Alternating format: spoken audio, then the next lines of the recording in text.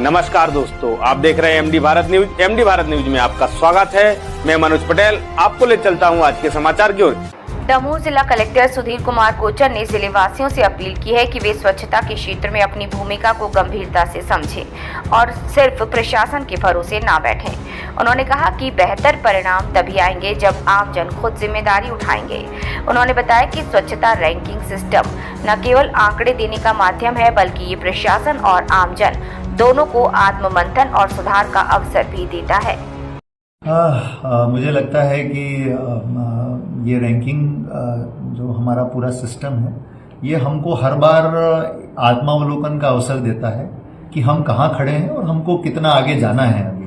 तो मुझे लगता है कि दमोह को अभी काफ़ी लंबी दूरी तय करनी है इस बारे में, और अब हमने ये तय किया है कि ठीक है, अभी जो स्थिति निकल करके आई है, मुझे लगता है कि उसमें अभी हमको काफ़ी काम करना बाकी है। इस दृष्टि से हमने इस गुरुवार को, जो आने वाला गुरुवार है, उस गुरुवार से हम फरवरी 2025 का जो स्वच्छ सर्वेक्षण है उसकी तैयारी पूरे जिले में प्रारंभ कर रहे हैं। मुझे लगता है कि ये तैयारी हमको अभी से यदि प्रारंभ करते हैं हम, तब जाकर के कुछ हम बहुत बेहतर परिणाम पूरे जिले के लिए दे पाएंगे। और इसमें मेरा सोचना ये भी है कि केवल प्रशासन के बलबूते पर ये काम नहीं हो सकता है। इंदौर यदि नंबर 1 पर आया है, जबलपुर ने यदि अच्छे नंबर लिए हैं, उज्जैन ने, देवास ने, भोपाल ने, तो इसमें जनता का भी बहुत बड़ा योगदान है।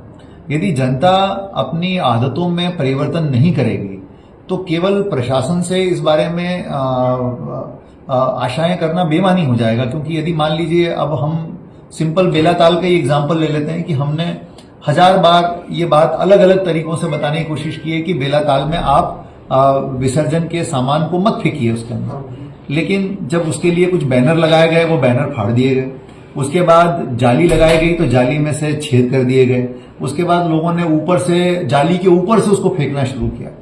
तो कितनी बार प्रशासन के या नगर पालिका के लोग जाकर के चीजों को हटाएंगे, उठाएंगे?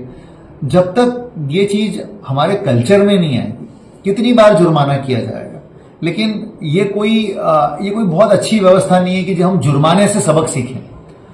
तो मुझे लगता है कि जब हमारी आदतें बदलती हैं तो ही ये चीजें बहुत अच्छे से हो पाती हैं। पर हम अपना जो प्रयास है, जो प्रशासन को करना है, उसके पीछे हम पूरी ताकत के साथ काम करेंगे। इसी सिलसिले में मैंने गुरुवार को बैठक बुलाई है सारे हमारे नगरीय निकायों की, और एक एक इंडिकेटर के ऊपर हम बात करेंगे और आगे आने वाले समय में हमको क्या रणनीति बना करके आगे काम करना है। हम चुपचाप इस काम में जुड़ जाएंगे तत्काल, और मुझे लगता है कि आगे आने वाले समय में हम बेहतर नतीजे दे पाएंगे। हमारा लक्ष्य यही होना चाहिए कि अब जो हो गया वो हो गया, वो परिणाम बदल नहीं सकते, लेकिन आगे के परिणाम बेहतर आए, इस दृष्टि से हम सब मिलकर के काम करें।